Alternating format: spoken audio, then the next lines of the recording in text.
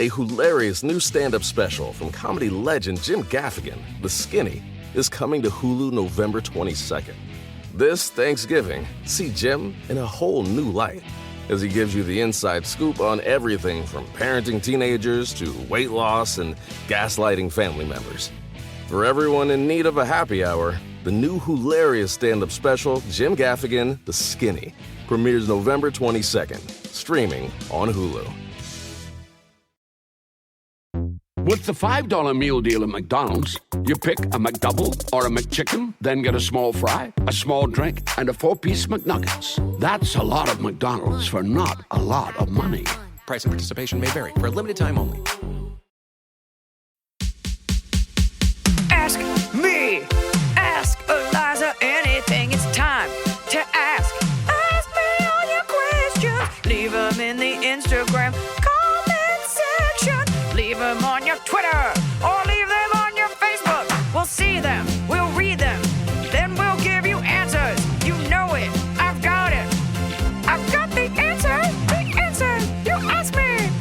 I'll tell you anything.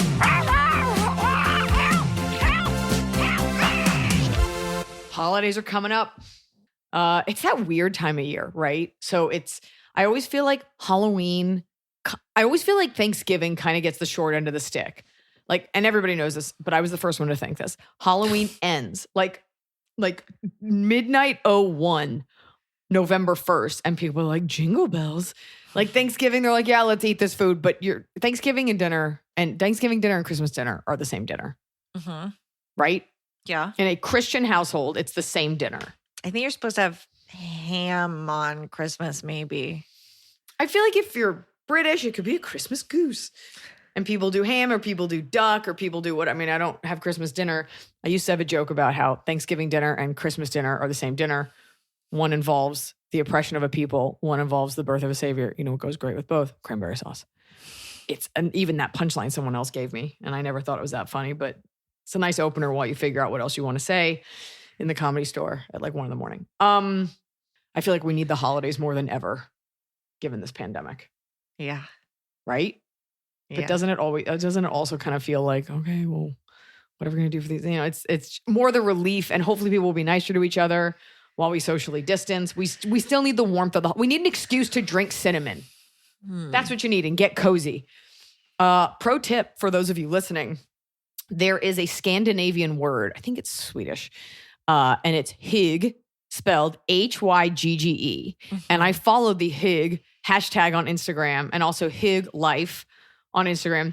And hygge is basically just like this feeling of like coziness. You've talked about it before. I have? All right. It's a nice refresher. But I think I said hygge though, and I come to find out it's hygge, which is an ugly word, which is not cozy. But do it right now. Type it in and it's just replete with images of like warm blankets and hot chocolate and cute fireplaces, and it makes you feel good in this fiery hell of a landscape we call our country at the moment. Hygge. Kick it. Hi, Liza. I'm a 26-year-old female and I've never dated. I have a good job, a small but good group of friends, and I volunteer regularly. I had an eating disorder for 10 years and lifelong anxiety. Yes, I've done therapy. Wait, which way was the eating disorder? It does not say. Like, was it you ate too much or you ate too matter. little? Okay, it does matter. Yes, I've done therapy. I worked 2 jobs in college, Yes, so I've meeting done people therapy. was limited.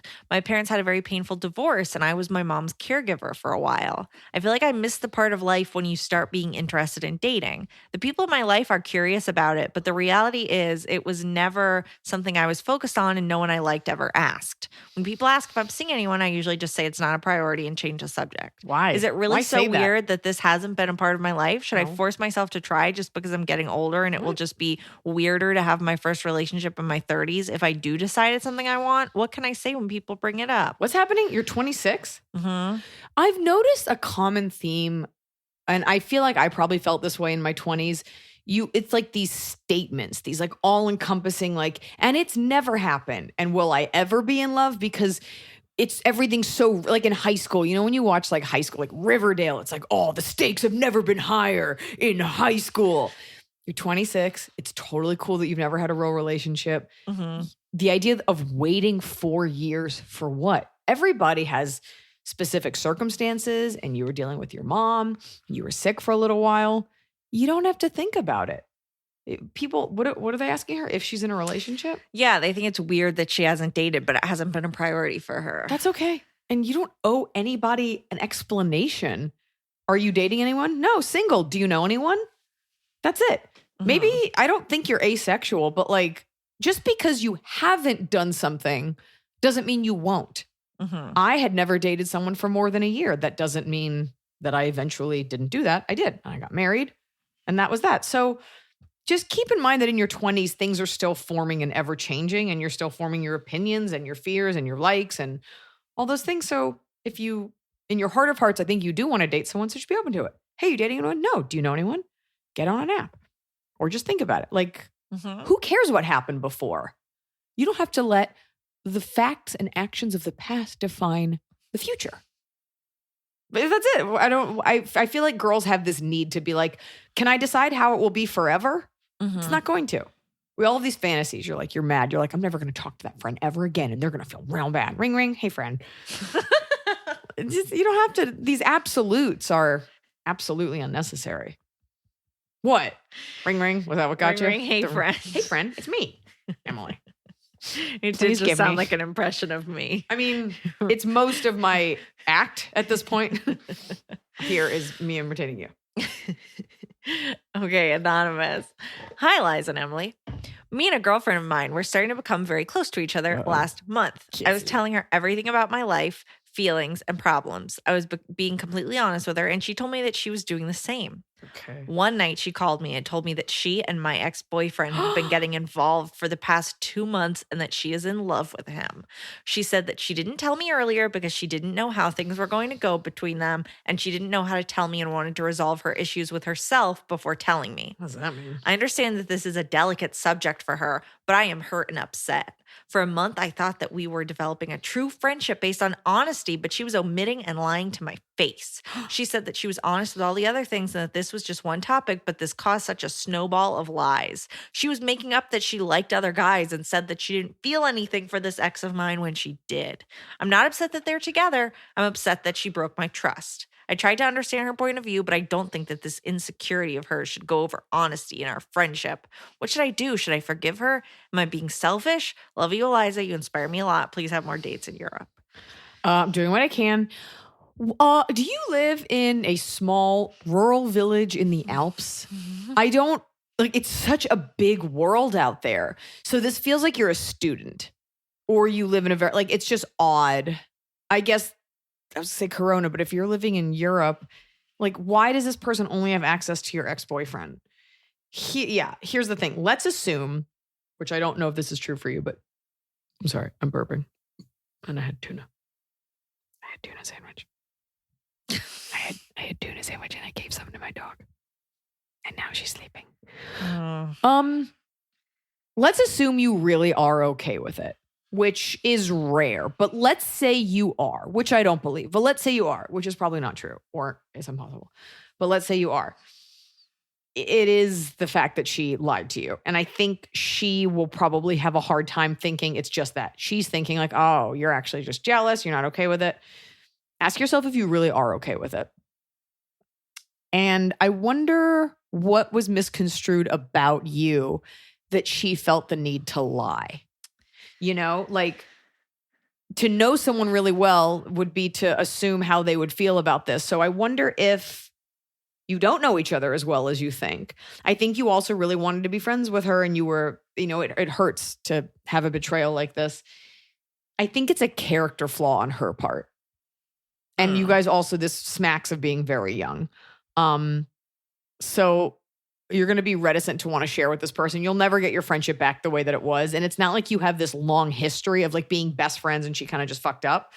And the fact that it wasn't just like a lie, it was multiple lies that begot multiple lies. I think you have to dig deep and really decide, do I care that she's with this ex truly? Like, does that bother you? And if you don't, and if that's fine, is this someone you want to keep sharing with? It's going to look like you're sour grapes and butthurt regardless, even if you're not. But it is tough to regain that trust. And by the way, she could have lied about something else and you still would be as upset. Right. She's just a liar. Yeah, that's odd. Lying is, we all tell like little white lies, but like a major, like Michelle and I lie to each other all the time, but I know Michelle's lying. She's a liar. She's one of the most brilliant people. She's a liar. But in like a harmless way. What? Like we were in Austin and I asked her to bring me some things because at like 37, 38, we both like still need help. I was like, can you bring me some dog shampoo and a face scrub? And I need a harness for my dog. So she brought those things. Oh, I'll travel to Austin and be like, I need you to bring me socks. She'll be like, I need to borrow a pair of shoes. Like, it's just like help. But it's like a traveling lost and found. So she goes, okay. She goes, I brought you this calming dog collar in case your dog wants it, this shampoo for your dog, this face scrub. She goes, and a little tea cloth because I thought it'd be nice for you to have a tea cloth. I go, what's the real reason? She goes, okay, I got it for free. I don't know what to do with it. Like, it's like little bullshit things. Anyways, that's my point is it's going to be really hard. You're going to always have in the back of your mind that this person is lying. Mm-hmm. So maybe give it some time, whatever. But I think you need to decide if you love this person enough and if you really are okay with the ex thing. Mm-hmm. I've said the same thing like 4 times, but that's the answer. Yeah. Also, like, what is this world where we're just dating? What is this, Real Housewives? Sometimes when people are like really rich, they can like only date each other. Yeah. And it gets like, or like rappers always date. It's like the same 3 girls. Like, why was Black China the go-to for so many? Like, really? You can't find another girl with loose morals? Anywho, sometimes that happens. So, are you Black China? Are you Black China? Hi. What do you think? You're not even listening. I think the bigger issue is the lying and not the ex-boyfriend thing, but it's just weird because that girl was sitting there going, oh yeah, I have a crush on a man named... She made so many extra lies. Chad, yeah. It's just like... That's weird. And it would be really hard to trust that person ever again. Yeah. So you give it... You know what'll happen? You're going to grow apart from this girl and... In the perfect world, her and that guy get married. And it's like, okay, you know what? Maybe this all was for something. But in a couple of years, you'll be like, I was really good friends with her for a little bit. Oh, that's so weird that she moved to a Dutch town right across the Rhone from me. I think that's in Germany. Anyway, I don't know why she's dating your ex-boyfriend. What do you guys live in a pod? You get on Hinge. Okay, here's what you do. You find her ex and you fuck him. And you don't tell anyone and you keep it as a delicious, delicious secret. And then you make her apologize all the while holding on to this secret. And then one day when you're out having a friend hug together, you just say, oh, by the way, Nelson's a good kisser. And she'll be like, what? I've decided that you guys are Northern Dutch? European, Dutch. I don't know.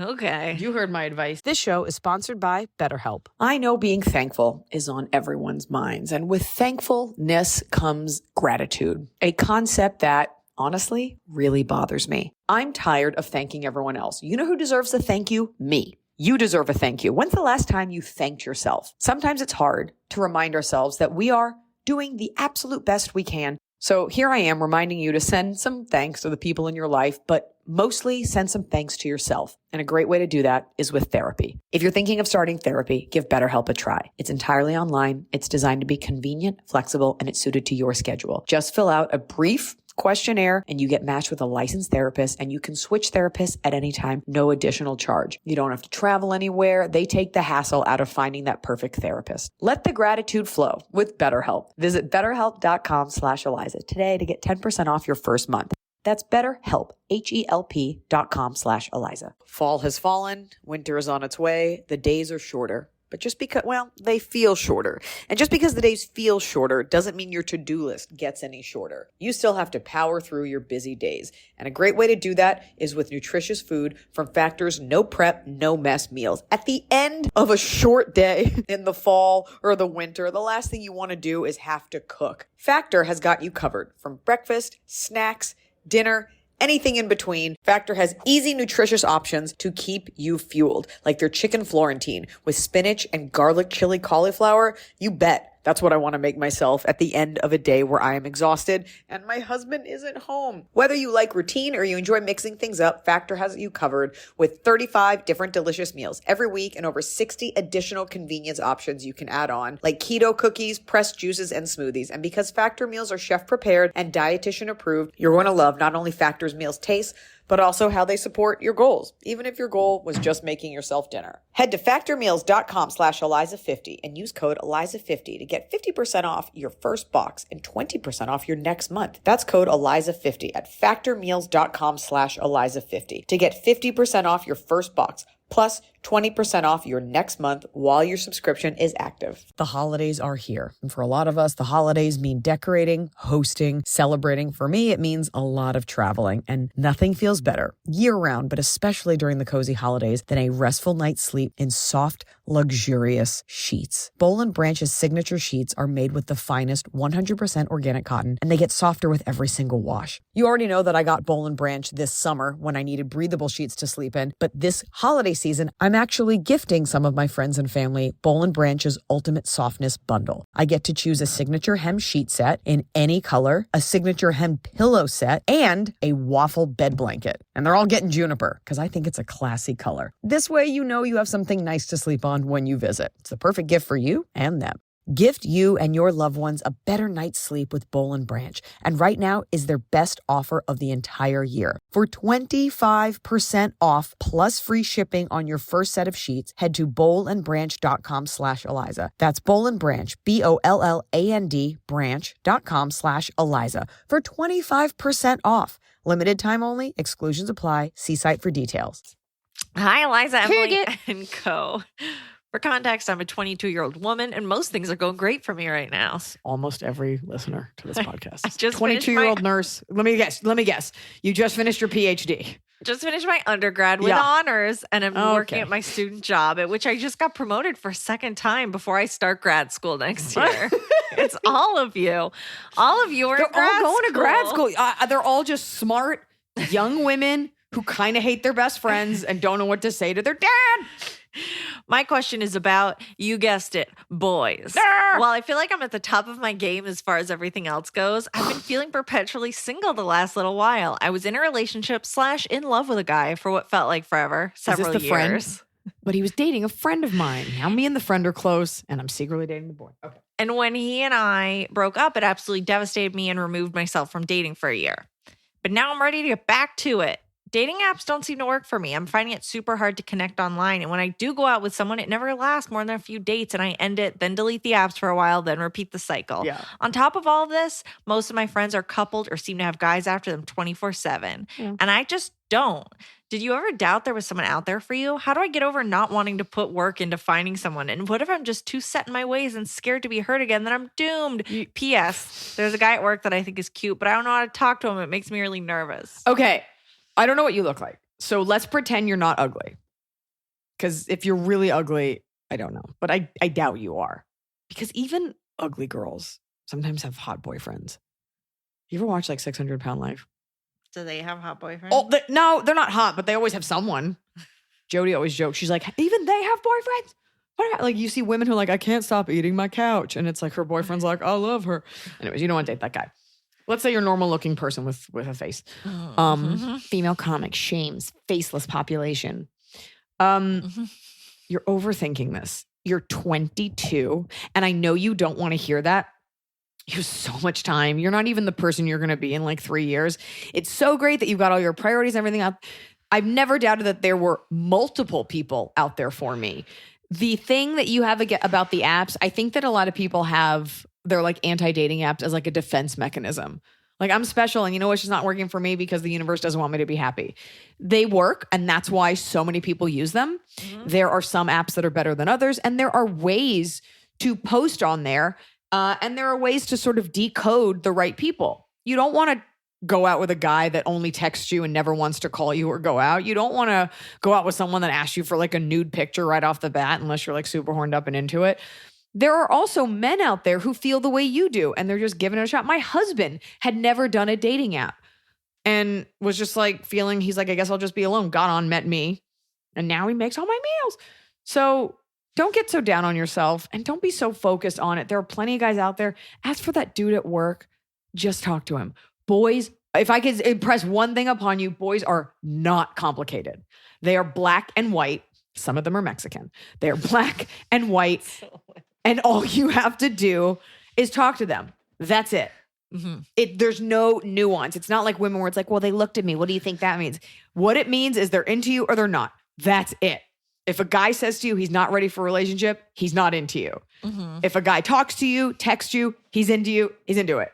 I promise you, whatever you throw down, he's probably going to want to pick up. It's just not that complicated. And you'll know if he's not into you because he'll just like turn around and fart and walk away. Don't be so afraid. And several years you're going to look back and be like, why didn't I just talk to that guy at Der Wiener Schnitzel at my student job? So just do it. It's a big world out there. There's plenty of guys. I know there's Corona now, so the apps are probably your best bet. Just do it. You've got no one's going to be a dick. And if they are, it's character building. The stakes are not as high as we think they are. No.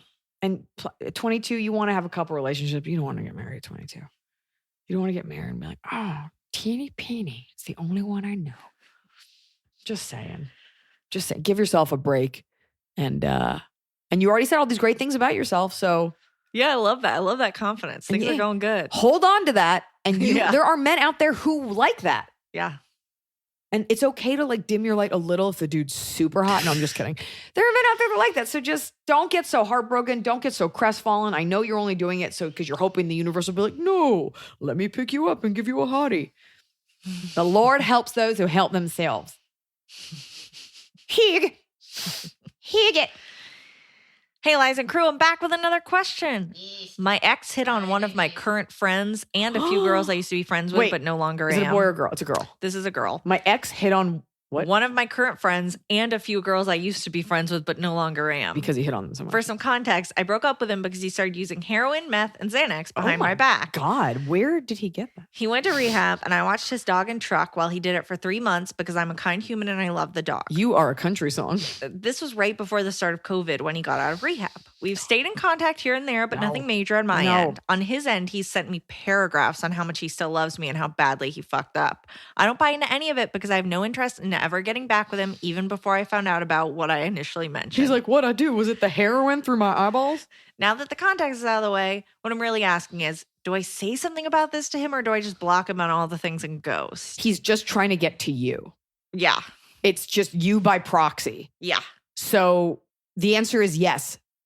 Ghost, block, don't say anything. Like, you're done. Yeah. You're so done. Yeah. You're not, it doesn't matter. It doesn't matter if he's sleeping with your sister. It doesn't matter if he's sleeping with a cardboard cutout of you. You are not interested in him. You've done this man such a solid by watching his shit while he's in rehab.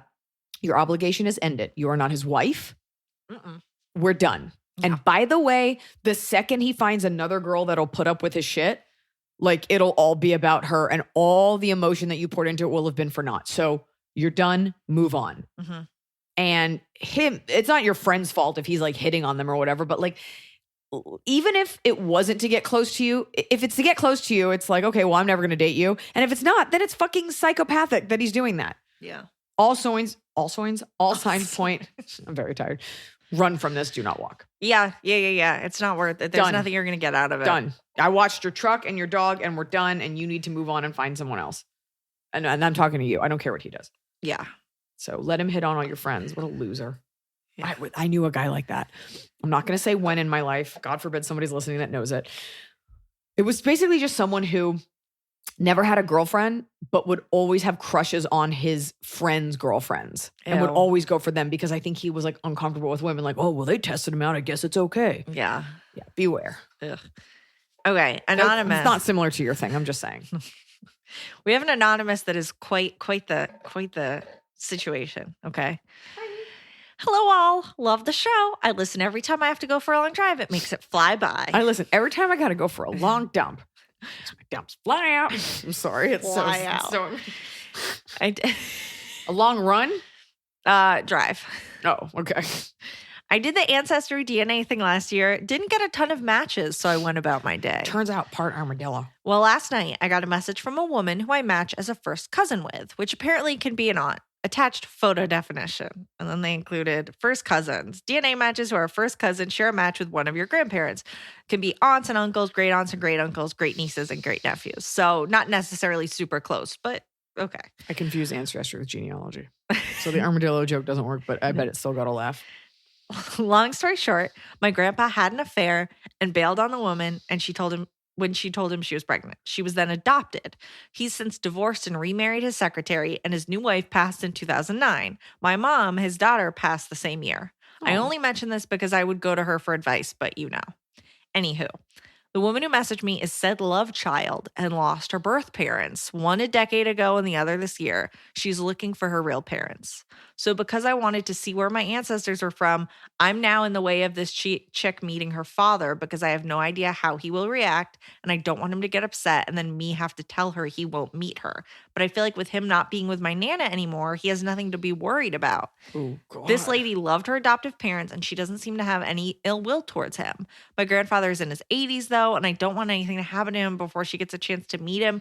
I have no clue what to do. I've attached pictures of her and one of my aunts and her in a collage so you can see the similarities. I'm freaking out here. I Thanks. believe you. And then I here's don't need to see her it. with her grandpa and her husband, just for that's the grandpa. Which one's the husband? Let me see.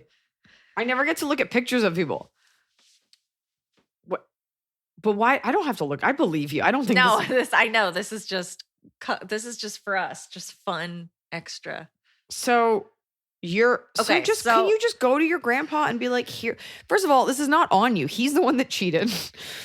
Just go to Oh, she grandpa. lost her adoptive parents. Okay, no, but here's the thing. Whose side are you on? This woman who Which messaged woman? us signed up for Ancestry. So now the other person is reaching out to her. Saying, So can you put she me in is- touch yes, with so grandpa, she my is the- dad? Yes. So she is the only connection between them. Sure. And she's worried about talking to her grandpa about it. Because what if he says no and she has to be like, I think you just tell him and you give him all the information. And that other woman, she reached out, which was super brave of her. And she obviously wants to meet him. yeah. It's shitty that your grandpa like wouldn't be like, yeah, I'll have a cup of coffee with this girl. Right, because I guess the issue is she's the love child. Now that Nana It's who he gone. I get cheated that. With, it's Look, like, it's also a different generation. Like, I don't Right. know. And you're not going to change him at 80 something. I think you'd be remiss not to tell grandpa, be like, hey, here's her name. Show the picture. She reached out. Here are the facts. So-and-so died. I know this is a lot of information. She would love to meet you. Like, just present it. And if he, for some reason, is like he's vehemently against it, you know, all you can say to the lady is, here's what I said to him, or maybe forward her the email you're sending to him, whatever, and be like, I said it to him and it's up to him. I'm so sorry. yeah. You're not like a family attorney. Right. I would do your best because I think it would bring closure to her. And I'm sure there's a part of him that always wondered. You also may say this to your grandpa and he'd be like, oh my God, Melania, I'd love to see her. You don't know. And that's the part that's going to kill you. So Yeah. yeah, Talk just to present him. it to him, Yeah. you know, or just CC them both on an email and be like, Ugh. peace. Don't do that. That's so I would mean. say something because you don't know what he's thinking. Yeah. Just talk to ask. him. I mean, this is a backlog question, so I think this has all been done. I would love an update. I'd love to know what you ended up doing. Yeah. Yeah. DM M. Hig directly. Yeah. Yeah. Okay. Her address is 327 Catawangas Boulevard. There is yeah. There's a Cattaraugus. That's not where you live, though. No. Okay. The Rachel Moore says, if I'm invited to a wedding and RSVP that I am not coming, am I still obligated to send a congratulatory wedding card or gift? Yes. Don't be but cheap. but sometimes you can tell that you were invited just for that purpose. You know Are what I you mean? rich and annoying? Because if so, they were hoping you wouldn't come. Sometimes you can tell. Yeah. Use your judgment on that. For the most part, it's like they wanted you there. It's nice to send something. Yeah, I don't know. How well do you know this person? Mm-hmm. If the answer is well at all, then you definitely should send a gift because you want them to have a nice marriage. If you really don't have any money, it's okay to send a card. Mm-hmm. It's also okay to just donate $20 to a honey fund or, oh my God, the worst, like a tree. Be like, I donated, a tree's been planted in your honor. Oh, it's such a scam. Or like a star registry thing. I don't know how strapped for cash you are, but you could always do a donation in their name. You know, a donation has been made in your name and you don't have to say how much the donation is for. And no one's going to look that gift horse in the mouth. They'll be like, oh my God, an ant amputation center where they take the diseased legs off small fire ants and a donation's been made in our name. I'm just saying. But yeah, you don't want to be like, can't make it.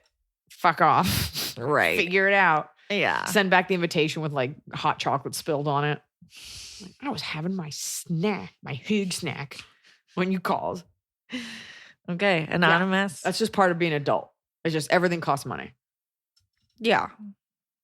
Gotta donate. Anonymous. Hi, Liza and Emily. I'm 21 and finally broke up with my boyfriend of 3 years. Though he was very good to me most days, he was controlling, would tell me how to spend my money, and hated my family, which made me feel guilty for being around them. Ew. Also told my dad I was a bitch on my 21st birthday because I went to get drinks with my friends without him. God. I looked past all this for so long because he kept telling me no relationship is perfect and he would work on his insecurities. Oh, God. I finally realized these issues do not need to be tolerated. The podcast advice definitely played a role as well in getting my confidence up to break things off. I'm so glad. You're like, and then he went to rehab for heroin and Xanax. I watched his dog in his truck. Now his family keeps reaching out saying how heartbroken he is and No. how badly they want me to change my mind. They're making me feel like I'm a monster for leaving their son. I obviously care about their family and know they care about me No, you too, don't. but I It just doesn't feel like matter. they're manipulating me and aren't respecting my decision. How do I respond, if at all, to them? This is such white trash. Ugh. Garbage. Why Look, did you break up with my son? yeah, like tell them. Now he's our problem. Now he Yeah, keeps that's what it talking to is. us.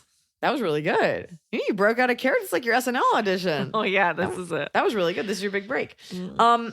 Look, in this last tour that I did, where we did the drive-in tour. Mhm. You know, I really, because a lot of them were like rural areas, you know, and you have all kinds of fans from like, you know, people with a lot of money that are doctors and lawyers to people that are farmers to people that cram their whole families in a car and everybody's in flip-flops in 40-degree weather. All kinds of fans from all different walks of life. And, you know, living in a city like this, you forget that, you know, some people do live in small towns. Some people do have drama like this. I'm not saying that's good or bad. I'm just saying I'm trying to keep an open mind because to me, this just sounds like such garbage. I'm not saying you're garbage. I'm saying at 21 to have like, it feels like something like it's a small town because in a city, they'd be like, who cares? At 21 to have his family reaching out to you. It's so gross. And this guy the writing is so on the wall. I'm sorry. I'm not one to be hysterical about stuff. He sounds like he's going to hit you one day. I'm sorry. To be that damaged and that abusive and that controlling that young, like it's only going to get worse from there. No, and maybe it gets better. Maybe he's got some come to Jesus stuff he's got to do. There's just no reason to put yourself through this. And I applaud you breaking up with him. And where's your family? Where's your dad who hopefully defended you when this monster called you a bitch? Yeah. You should want to go get drinks with your friends and be independent and do those things and have a loving boyfriend who's supportive or wants to come along. Like it's scary. And I would hope that your family would be there to defend you. Don't answer the phone. Block their calls. Tell them to get a fucking life. Maybe just go get a new boyfriend who's like bigger. You stay on that path, little one. You don't owe that family anything. They just want you to deal with them so they don't have to. And you know what? I'll tell you something. If we're being honest, I had a psychopath boyfriend when I was like 20. And my mom liked him, but knew there was something wrong with him, but was sweet because I was sweet to him. And like, I never told her that like, he would like stalk me when they were out of town and he would harass me and he would call me like 50 times in a row. Cause like, you kind of don't want to share that with your family, you know? And so you do feel a little alone. The stakes are super high. Stay strong. Don't be afraid to lean on your family and tell this and block their number. They got to deal with their own loser son. Yeah. Tell me the next questions from that kid. My girlfriend's being a real bee. A hilarious new stand-up special from comedy legend Jim Gaffigan, The Skinny, is coming to Hulu November 22nd. This Thanksgiving, see Jim in a whole new light as he gives you the inside scoop on everything from parenting teenagers to weight loss and gaslighting family members. For everyone in need of a happy hour, the new hilarious stand-up special, Jim Gaffigan, The Skinny, premieres November 22nd, streaming on Hulu. So finally, fall is here. I have been looking forward to it. I have had a hard year in a good way. You know, like I had a baby. I have been on a nonstop tour, nonstop traveling, and it's been hot. So I'm looking forward to, of course, pumpkin spice, everything, cooler weather, and slipping into a cozy sweater from Quince. I've talked about Quince before. Quince has beautiful leather jackets, cotton cardigans, soft denim, and so much more. All Quince items are priced 50 to 80% less than similar brands. Dressing expensive doesn't have to be expensive. Their clothing is beautiful, it's durable, It stands the test of time, and it's what I like to call a capsule wardrobe. I got an Italian wool cocoon coat. That's one of those, it's got like a European collar, and it covers my butt so I can walk around New York City and not be chilly. And Quince only works with factories that use safe, ethical, and responsible manufacturing practices. Get cozy in Quince's high-quality wardrobe essentials. Go to quince.com/Iliza for free shipping on your order and 365-day returns. That's QUINCE.com/Iliza to get free shipping and 365-day returns. Quince.com/Iliza. Jack agrees without me. Anonymous. Hey, Liza, my work's expanded. I'm looking at hiring an assistant. What I want to know is what is the secret to finding an awesome one like Emily and more importantly, keeping them happy and productive? Ugh, I'll let you know. Okay. Let me talk about you like you're not here. We've told, people will ask the origin stories and we've told it a few times, but basically I worked at a comedy club and then you hired me to work with you from your situation. And you had not had an assistant prior. Correct. I didn't need one necessarily. Yeah. And I was like, I kind of hired you out of revenge to be vengeful. And I remember I gave you a desk. I was like, we'll find some stuff. And then I slowly started, obviously my career has grown exponentially, but I slowly started just kind of delegating stuff. And so I think it's tough if you are a motivated person and a self-starter and you work really hard to let go of some things. I'm not a controlling person, but you do, if you are thinking about, getting an assistant, you want them to feel valued. And I remember when I hired you, I said, you don't need to check in with me. I want you to, obviously you have hours that you work, but you organize your time. If you need to go run an errand for me, you don't have to punch in and out. I trust you to schedule things and to manage it. And until that person fails at that, I really think there's no reason not to let people work the way that they want to. Wouldn't you think? Not even paying attention. Yeah. Half asleep in a chair. I bought you. What? Yeah. Oh my God. You're supposed to be I also pay you to help me co-host this podcast. Yeah, well. What?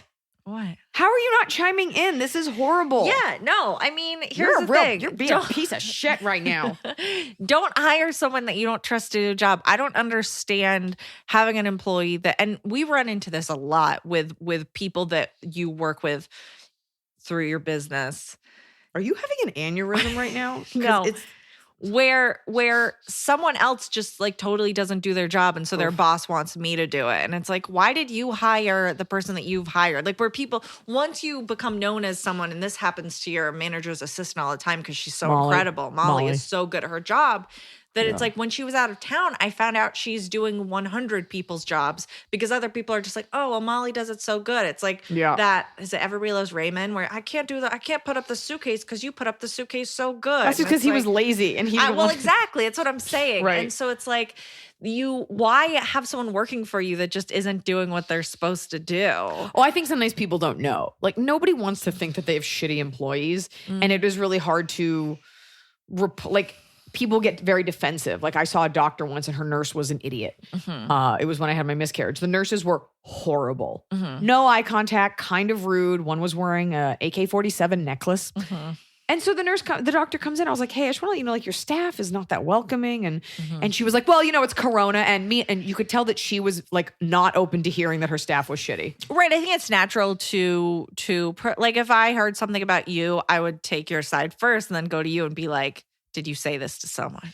As would I with you. But it's if enough people over time were by the way, Emily always steals so granola mean. bars.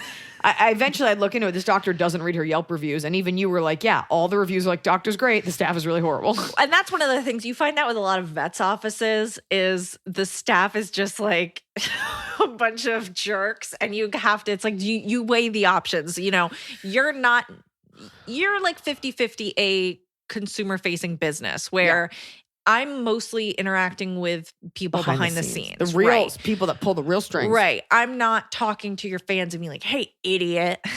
You know that wasn't you? No. If you guys, it's not me. I got a DM from Iliza that says, hey, idiot. It was Emily. What was the, she had 2 questions. No, it's just about finding an assistant, keeping them happy and productive. But that's the other thing is I've also had an assistant who stole from me and wasn't that great at her job. So I feel you kind of don't know until you do. Like someone could give a great interview and then they're just not that great. It's continuously shocks me, and it always makes me mad when you're right how no one is doing You're mad their all the time. job, because it's like you expect when you are reaching out to someone whose job is X that they're going to do X. And then you, Eliza, will be like, have you followed up with them? And I'm like, why would I? They're supposed to do it. Like, I'm not, they're supposed to do it. And then I'll be like, hey, following up. They're like, oh, we had no idea we were supposed to do X. It's like, what? If there's only one thing, when you leave this place, and I mean Earth, Emily, if there's one thing I want you to take with you is that America breeds mediocrity. Everybody is looking for an easy way to do stuff. Everybody's on a 3-hour fucking lunch break. Everybody's tired. Most people are inept. Nobody is working as hard as you think. And everybody thinks they're entitled to something, and very few people are willing to like actually put in work. Right. You just want to be able to say, like, I'm hiring someone for something, they're going to do it. And 90% of the time they are not going to do it. So then that other 10%, I'm like, oh my God, thank you so much for doing your job. And they're like, yeah, no problem. It of really course is. I'm doing my job. And you're like, well, no. I'll give a great example, few and far between. I was invited to an event. We'll leave it at that. I'm not going to go into it because then whatever. I was invited to an event, and I was invited like yesterday for Friday, and my publicist reached out and they were like, and it was like, it's a weird thing to be invited to, whatever. And they were like, just wondering why you reached out to Iliza versus the association for whatever. And the woman was like, well, I wanted to reach out personally. And my publicist was like, and he saw like the email chain. He goes, but you were told about the event 10 days ago. And he's like, so you sat on the invitation for 10 days and then invited her week of? And then the woman was like, well, I got sick. And it's like, oh, so you just don't do your job and then you pass it off. Nobody, unless you are cancer riddled in a hospital bed, you can move your finger to click something. Yeah. 10 days. I had coronavirus and I still did Don't Panic Pantry. Yeah. So people, what you should know, you're going to run up against absolute idiots. You're going to run up against people that are entitled. You're going to come up against people who kind of just don't want to do their job. And you're the asshole for being like, hey, can we all do what we're supposed to do? I feel like I asked you about this. It was someone like a doctor or something where I was like, hey, Iliza, should I follow up with this person, or is it like rude to assume a doctor doesn't know what they're doing? It was something like that where I was just like, ugh. Always follow up. Yeah. They're never there. And then nobody, like I booked a car for you recently and I reached out to probably 8 car services and most of them gave me such like nonsense, like, well, it's this, but I don't know. And one person was like, here's the exact cost. Here, that includes tip, that includes tax, that is door to door. Make it easy for me. Right. And I'm like, oh, great. And then they called me the day of your trip and I'm like, oh God, and they're like, oh, hi, I just want to check in and make sure like you guys are happy with it so far. And I'm like, oh, and they're like, we have the new optimal sneeze guard put in. And I'm like, oh, okay. It's all good news. Like this speaks to my bottom of the cob. This idea that we should expect in this country, there's so much fucking bureaucratic red tape. Everything, someone's about to get sued for something. Oh, there's a union. Oh, no one wants to do their job. Oh, because there are so many bad people doing their jobs poorly. When someone does do their job, we're amazed. Yeah, it was a shock. And so if you want to know how to help your employee, I would ask them, how do you work best? And then give them the freedom to do that. And if it doesn't work, then you can have a discussion. But I hired Emily and I was like, however you want to do this, great. And you find your stride. Nobody just clicks, you got to figure that out. But yeah, that's it. And let them take that on. Emily likes to hoard responsibility and keep secrets, and I let her. I let her do it. I don't know how anything in my house works or where my phone is. I would love for you to know those things. You refuse. No. It's okay. I want you to have responsibility. Yeah, exactly. When your husband was like, you should know how the pool stuff works. And I was like, does Iliza know? And he's like, I don't know. Okay, the pool is different. Okay. I know now. Okay. After I left the heater in the pool on for 2 days. I know now. Okay. Too hot. Too hot. Hey, Queens, Iliza, baby R, much love to you all. You answered one of my questions. I don't want to be greedy, but I'm going to be anyway. So I'm in grad school. JK, I already went to grad school. Just trying to come with the recent pod theme. A friend of mine invited me to be his +1 to a mutual friend's wedding, and I agreed because a lot of my friends are going, and I thought it would be fun. Plus, this guy and I are friends, so why not? COVID. My buddy who asked me to go, though, has feelings for me and has asked me out many times. And I'm just not feeling him like that and have always turned him down. I told my boomer parents about the wedding and they both really got on my case about needing to have the conversation again that we're just friends. At what point is it not the girl's responsibility anymore to keep saying we're just friends? And if the dude can't handle it, it's his problem if he continues to get hurt. Yeah. Thanks to Laughs Every Wednesday. It's my favorite day. I think the fact that your parents are baby boomers is irrelevant. We like love shitting on them, but it's like, those are your parents. And I think they're saying to have that conversation again because, okay, there's two things. Because you agreed to go. Now, when I dated that psychopath who ended up lying about everything in his life, he had a huge crush on me, different psychopath.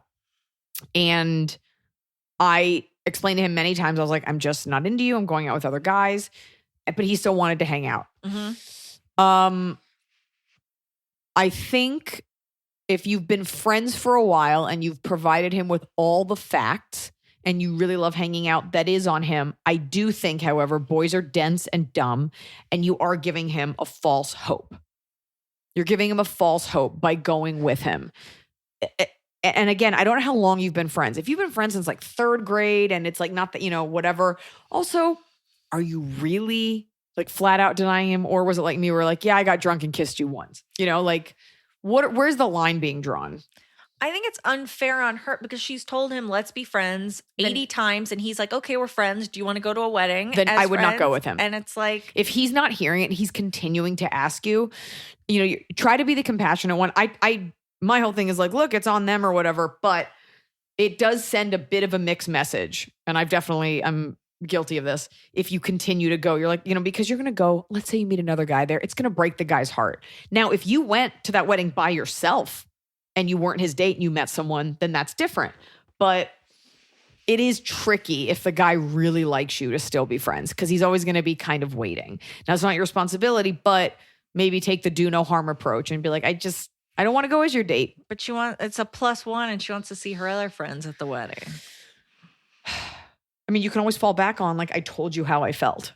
Right. Maybe go to the wedding, and if he's a creep there, you can be like, okay, we're done being friends because you can't handle it. Or maybe you'll have a fun, friendly time at the wedding. Yeah. I mean, there's also, he keeps asking me out, and it's cute versus, like, he's crying. Mm-hmm. Like, there's like, yeah, you know what? And I would love to go out. Like, it's, you got to kind of gauge it. But, maybe go to the wedding and then see how comfortable you are. Yeah. And also, again, are you going? Are you having a drink and being flirty? Also, are you flirty with him? And I know feminists aren't going to like that, but like, are you truly drawing a line in the sand or are you kind of being like, you know what? Like, you are cute. I would never, just make sure you're not being selfish. That's all. Mm-hmm. Make sure you are clear with your intention. Fair. Anonymous. I am 30 years old and had a long-term relationship of 10 years end in February. Also, hold on. If you're going to get drunk at that wedding, like, take the Uber home. Like, you don't want it to be like, help me in the house. I'm drunk. Like, no slow dance. Just kind of. Okay. Right. Anyway. Okay. I am 30 years old. I'm 30 years old. And had a long-term relationship of 10 years end in February. Hold on, I'm just writing this down. February. And have since moved on. I'm still friends with my ex, so I have kept a new relationship quiet to be respectful and to avoid judgment. Got it. I feel like I'm ready to stop hiding, but I'm afraid of hurting my ex and all the talk. Should I just live my life and try to ignore the negativity or give it some more time until I feel 100% ready? Now, there's some context here. My ex... My new boyfriend and I all know each other. We grew up in the same town and have since dispersed and moved to other states. The people that have stayed in our hometown will definitely love this story and run with it. I'm far away, so it doesn't bother me too much, but all 3 sets of our parents still live in the town, so we come back for holidays. I feel like an awkward run-in is imminent this Christmas. P.S. My ex's parents are super mean, so I'm planning on eating Kashi Golden Crunch every time I go into public when I'm home for the holidays, just in case I get the chance to fart them into oblivion. There you go. Great wartime tips on this podcast. Look, a 10-year relationship all through your, like, that's a lot. That is a large chunk of your life. You grew up together. Yeah. I don't know how long you've been dating this new person. You don't want to run into a situation like we had with our other caller where you're friends with your ex and you're lying to them. That being said, it's your ex and it's time to move on. And it might be the perfect thing to like permanently separate the two of you. You don't need to be friends with your ex. If you date other people and your ex and you both have like the same PhD in something and your colleagues and, you're friends now because you're both basically still single. And there is still that like, oh, well, you have so many ties to each other. At this point in your life, it's best to move on. This is a new chapter. I don't know how you feel about this new person you're dating. I understand not wanting to cause drama. I am not from a small town, so that part doesn't really resonate with me. Maybe just keep it quiet for now until you're positive you're in love with this person. But I would still try to distance yourself from the ex because you should both kind of be moving on. 10 years and you called it quits. You couldn't get married after 10 years. You're not meant for each other. Yeah. 10 years. Yeah. Or this relationship is what it takes to realize you belong with that person. Like, don't make any sudden movements, but you want to kind of start to move away from your ex. And if you're meant to be together, it'll come back together.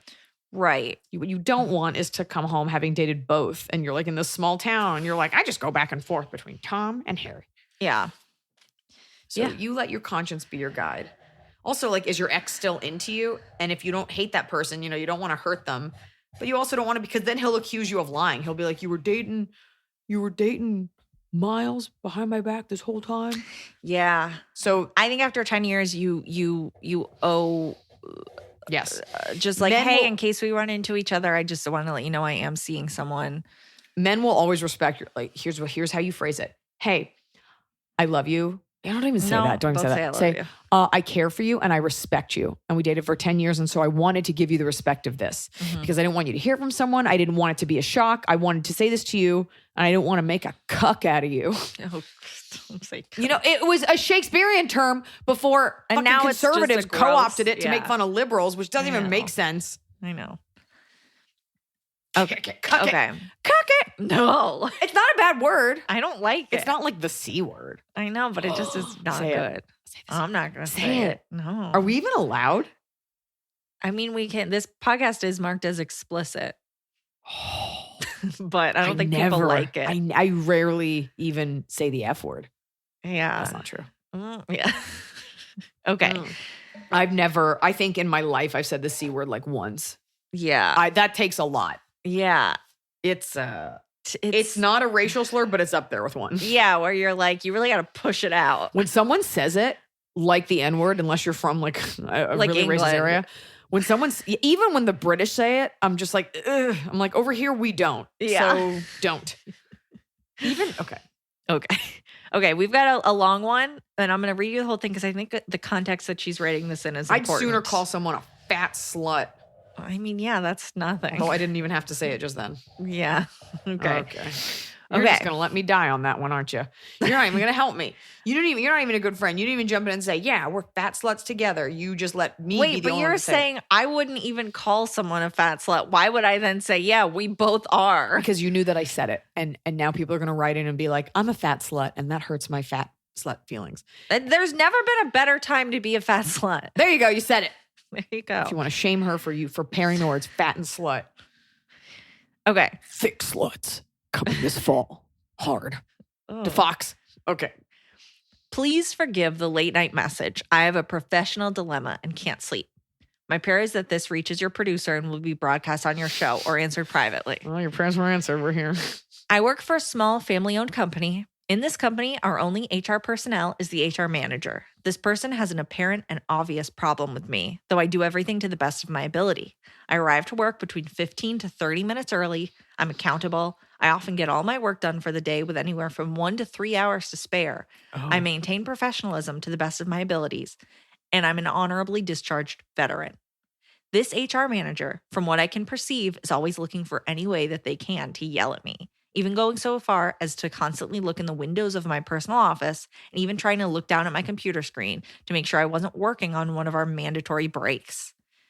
Yesterday afternoon, this particular person even went as far as to corner me in my personal office and yell at me for using the warehouse bathroom, which apparently is only to be used by the union workers, and ordered me by stating, "You better walk past my office and check the office bathroom before you go out to the warehouse bathroom."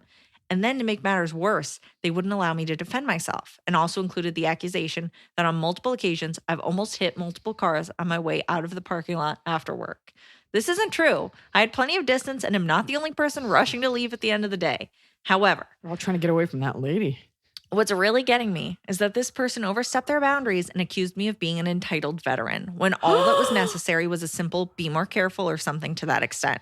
I keep replaying that moment from that day over and over in my head, and I can't sleep because of it. I've never been accused of being an entitled veteran until now, and I'm obviously very hurt by it and don't know what I can do about it, if anything. I've never heard the phrase entitled veteran. I was wondering if you could give me any practical advice about it. Thank you very much. I know this was long. Just want to be sure you saw the whole story. Thank you and God bless. Is it a boy or Little a girl? American flag. It's a girl. This isn't is it? a girl. It's I find girl. it interesting she didn't say the gender of the supervisor. Because it's a woman. My initial thought was that it's a man. No. Ooh. Okay. So this person is coming in 15 to 30 minutes early, getting Maybe all their they don't work like you done. because you're a goody two shoes. Maybe you work too You're hard and such you're a good making worker. everybody look bad. Okay. I don't know what branch of the military you're in, but if you were a Marine, you better let that Marine come out. Like, if you are telling the truth and you are just like a good worker, and this person, it feels like they're holding you to the rules to such a T that it's almost impossible.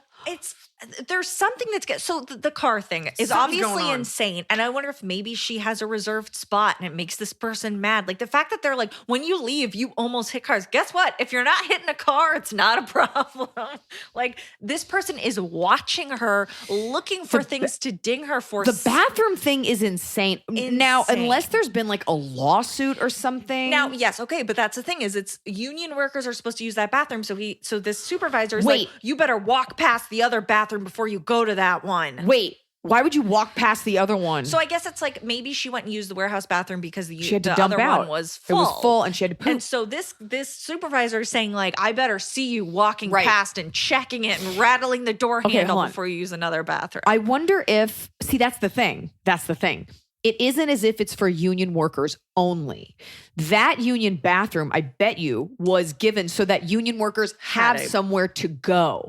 So it's like all bathrooms are for all union workers can use bathrooms. Not all bathrooms are for union workers or something. Okay. So the fact that it's not that you can't use any, it's that union workers needed a bathroom. Right. So it's actually irrelevant if the other one is full because you have access to all of them. The point was that union workers, I'm assuming, didn't have a bathroom, so now they do. Okay. That's to me what would make sense. But the biggest issue, You're what like, is not the keeping point. no, but I mean, but Here's what's what you do. keeping her awake at night is that this person called her an entitled They attacked your character. veteran. They attacked your character. Yeah. And here's what you do. Because there's professional dinging and then there's personal opinion. And that's what that is.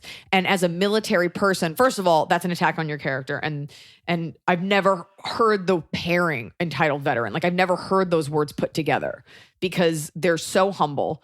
I tried to give my seat to someone enlisted on a plane once and it was like a big to-do. Actually, it was the airline who stood in the way. I remember that. They would not let us switch. And I was like, oh, cool. You're awfully anti-American for an airline that moves about the country so freely. You have to have, and I would encourage you, since this is the HR person, maybe have a witness there. Well, so this is the HR person. Yeah, but you could have a witness there just so that they can't. Search to see if your state is a 1 or 2 party consent state. Okay. And when you get called in to talk, if you are allowed to record, which if it is a 1 party consent state, you should be able to. I believe California is 2 party. Look at you. Have your phone recording. What have you recorded of that I've said at your live screen? I'm not allowed here, but we're have your recording phone this right recording now. And write things down, like say October 5th. Okay. This person's have a log so that if this person tries to fire you later, you can be like, actually. Here's the thing. Also, here's the thing. The issue it comes down to is personal opinion versus professional issue.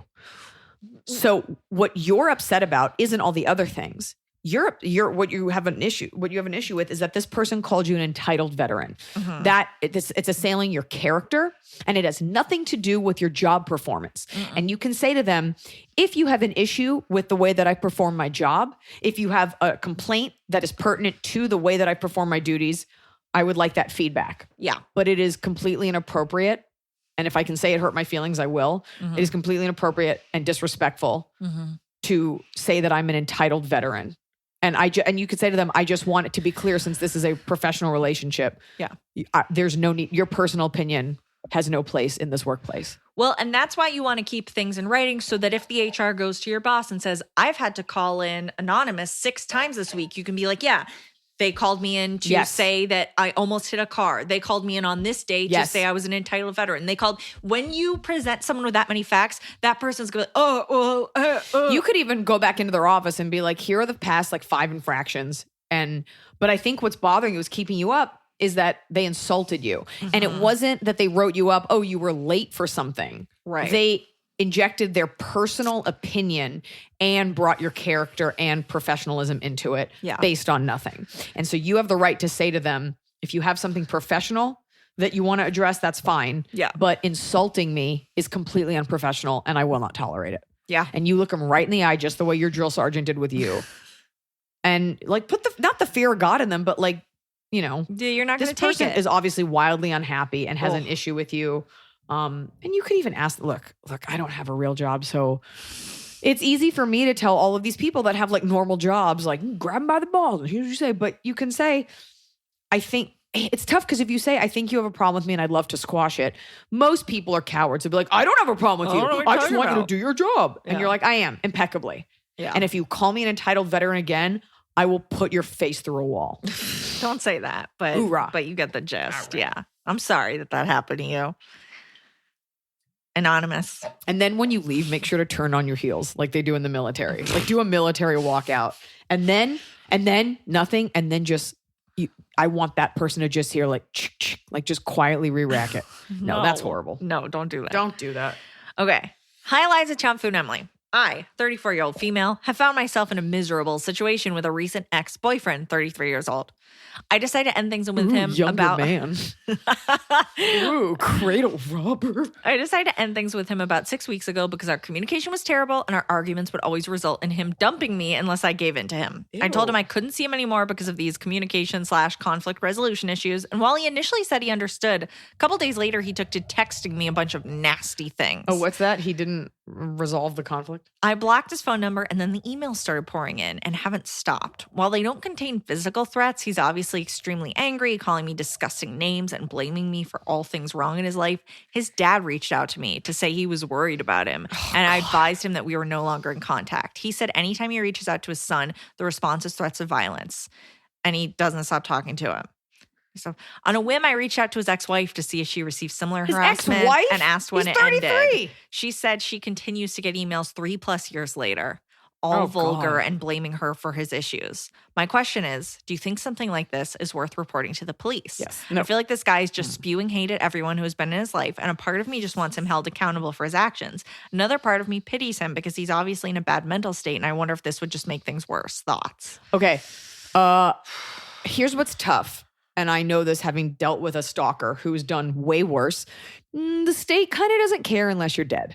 So he actually hasn't done anything illegal. Mm-hmm. So that's a police officer is going to say what he wants to do. You can't really get a restraining order or anything like that. You keep a record of everything. Mm-hmm. The first time he threatens you, you print that out and you can try to take that to someone. Mm-hmm. I would continue to do what you're doing, blocking. Don't tag where you are. I'm so sorry you have to deal with this, but women have to deal with this. Don't ever tag. This is some celebrity secrets. Don't ever tag where you are when you're there. You don't want this to escalate. This guy has a psychotic break. He shows up somewhere, maybe keep bear spray by your bed like I do, among other things. And inform your friends and family about what's going on. Yeah. Just kind of keep a protective bubble. Do not engage. Do not reply. And if your dad reaches out again, say, I am not part of this. Yes. I am not dating him anymore. I do not want to be involved. I would set a spam filter. Mm-hmm. That way it'll go somewhere, but you don't ever have to see it. Right. But you can refer to it if you need to. And just kind of keep an eye out. But this is sometimes as women, we're like, oh, and what should I do? I feel bad. This person, if he's still contacting his ex-wife and saying the same stuff to her, he's fixated on you. Yeah. You've just got to put some distance between you. It doesn't matter if you dated them or didn't. When people, and I'm not saying this guy's a stalker, but I am saying he has crazy person tendencies. Your guy. You want to give him no reason to engage. You want to give him no reason to further attach to you. So let all the allies in your life know. Keep a record. I would, just so you don't have to deal with it every day, I would put a spam blocker on there. I would, block it. And I would almost want to even make like a secret account so that I could keep up with his Insta. Like I would want to know, check in once in a while to like make sure he's not like camping out or something. For your own safety, just be able to check in to see where that person is.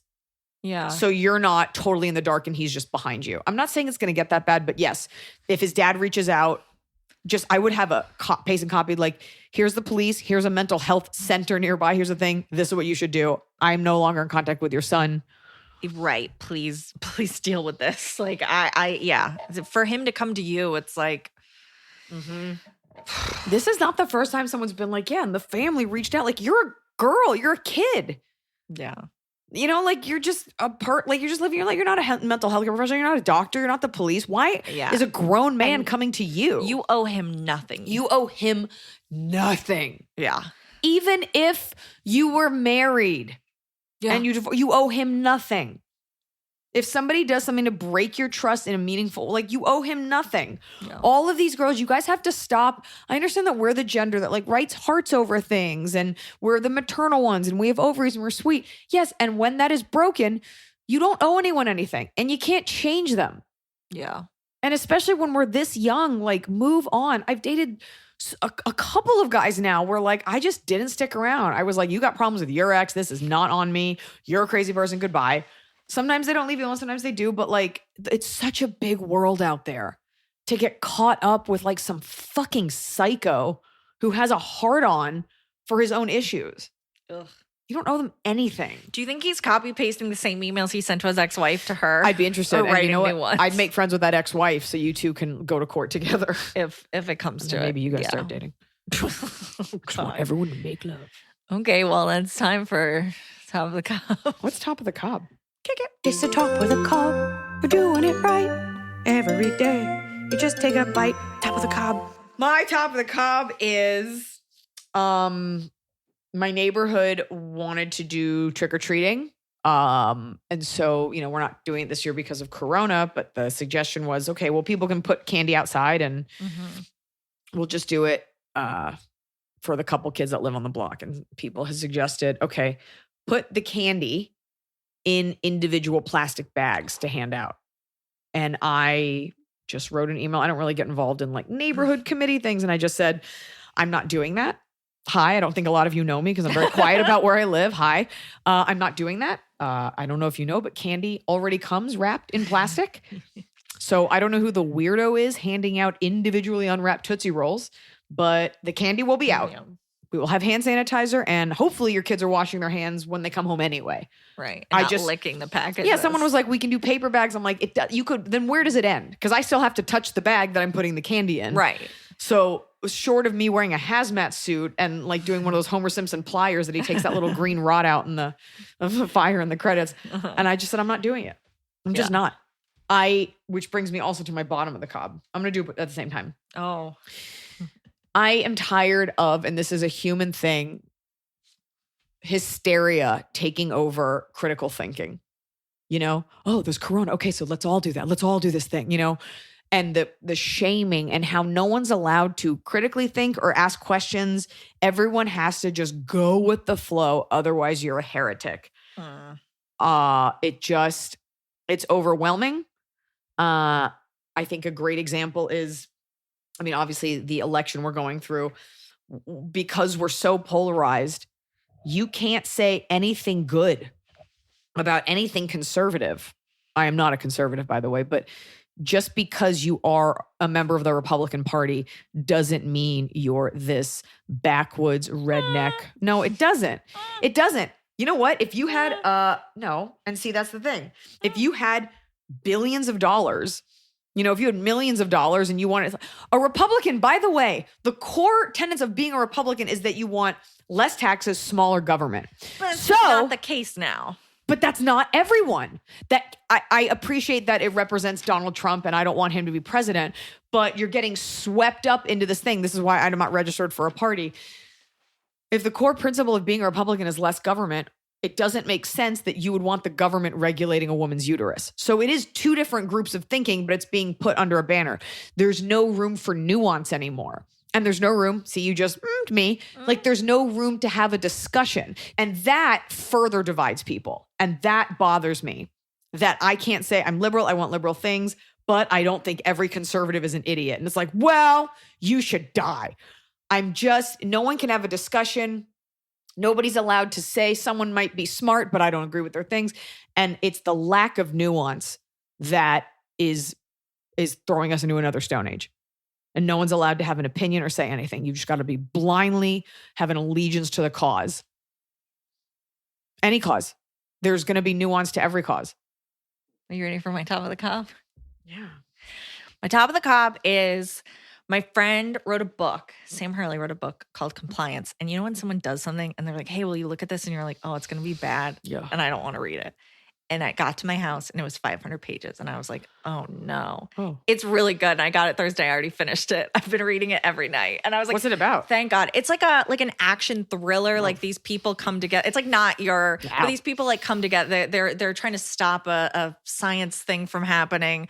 It's like, but it's like an actiony, and he's like a big movie guy, and it kind of has like a little bit of a movie vibe. But when I had a 500-page book in my hand that I needed to read, I was so that's distraught. a lot. And then I was like, oh, thank God. I'm really like every night I was excited. Every night I was so excited to read it in my bed. And I was just like, and it's called Compliance. It's called Compliance. What if you're like, it's a compliance manual for all Verizon employees? I'm so excited to read it. No, but I did. I bought the paperback because I was like, I want the physical copy, you know? But it's so big that I'm like in bed and I'm like, my little arms hurt holding this book up while I read it. But it's good. I finished it. But I'm mad because it kind of ends in a way that like leads to another. So I like text him. I'm like, when's the second book? Jerk. Oh, you're one of those fans. Yeah. Yeah. Like Misery. Yeah. Okay. And my bottom. Look, you did both yours. Now it's my I'm ready. I'm now just it's here. My time. My bottom is this is going to be the first Christmas I'm not spending with my family ever in my life. But I can't risk it. You can drive. It's too. I have Gracie. I got a boy. I would have to drive home. Then I would have to quarantine. Put the cat in a thing. I'd have to quarantine when I got there. By the way, and then go see them. I can't get them sick. They're senior citizens. Hold on. Two things. One, it's a cat. Put out a pound of food and a box of sand. The cat will never see you again. It's fine. It's not a dog. It doesn't need to be walked. Gracie could be fine. No, she wouldn't be fine because she needs food at specific times. You don't think an animal knows to just feed itself? I love Gracie with all my heart. Yeah. I don't know how smart she is. Okay, I feel be that. honest. I get that. I I share a similar sentiment about my own animal. You could board her. Yeah, okay, so I board her, but the thing is, I could not live with myself going home and getting my parents sick. I just can't. Okay, you could drive. I mean, so I drive. It takes me 3 days to get there. Then I have to quarantine and not see them. I don't think here. Can I be honest? I flew around the whole country during this tour, and I didn't get corona because I wore a face mask the entire time.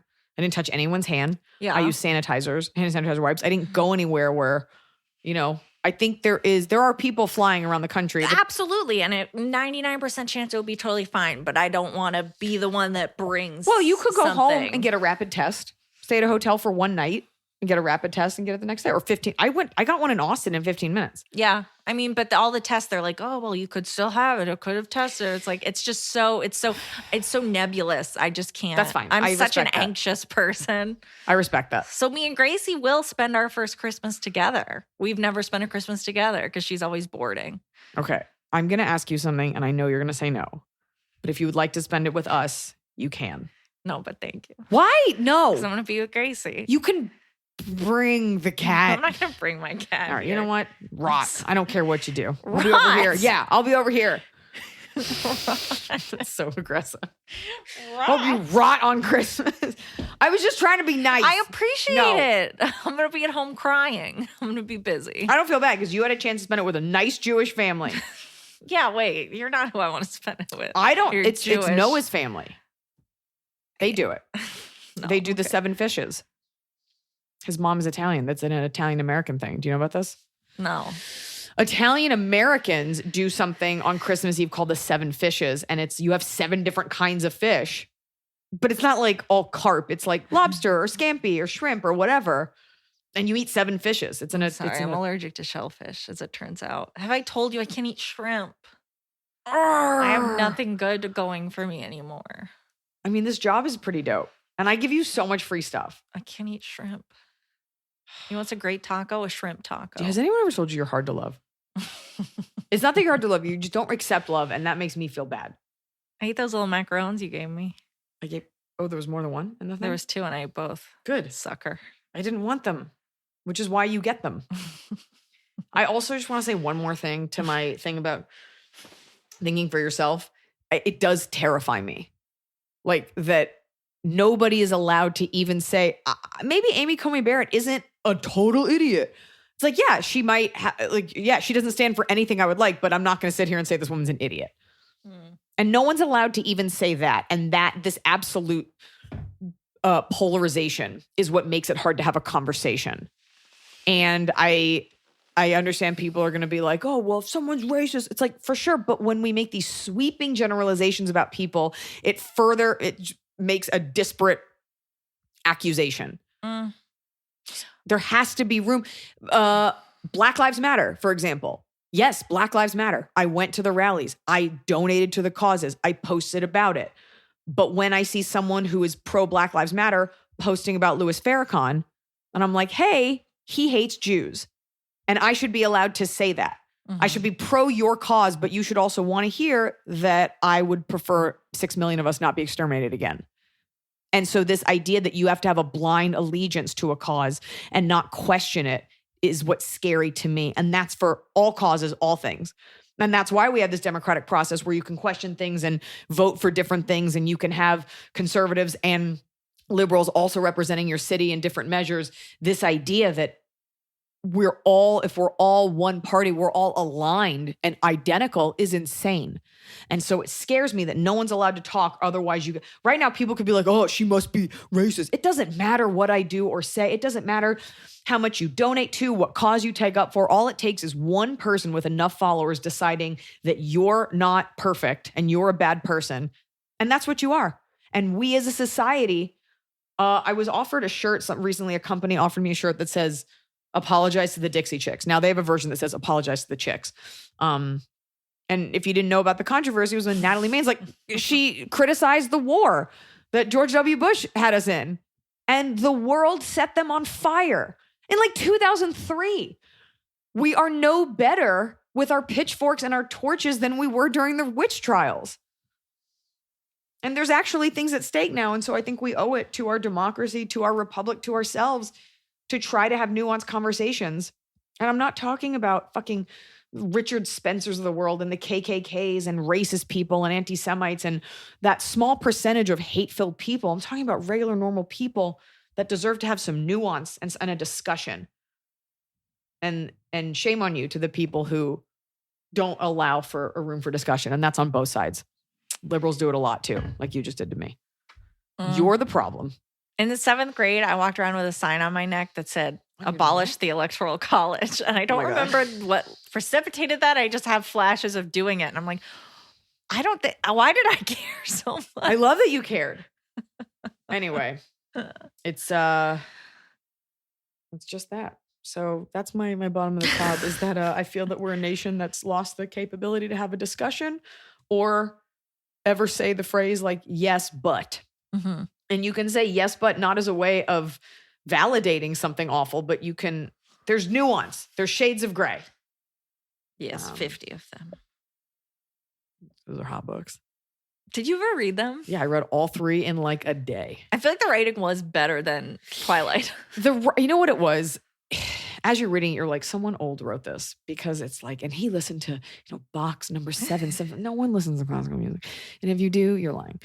You say like the stuff that he was into and the idea that you'd be this multimillionaire at 20, it was all older women being oh, right. Just the references. I was like, this is not a young woman, but still she wrote by the grace of God that ended up being, because there's so many books like that. It could have been. Yeah. But it was a tasty time. Good job, you. I think Dana Brunetti produced those. Did he? I think so. Yeah. Okay.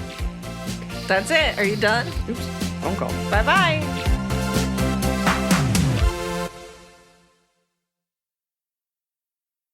High Five Casino lets you play your favorite slot and live table games like blackjack with the chance to redeem for real cash prizes. High Five Casino has a giant selection of over 1,200 games, including hundreds of exclusive games only found on High Five Casino. It's always free to play, and free coins are given out every 4 hours. Ready to have your own high five moment? Visit highfivecasino.com. That's casino.com. No purchase necessary. Void where prohibited by law. Must be 21 years or older. Terms and conditions apply.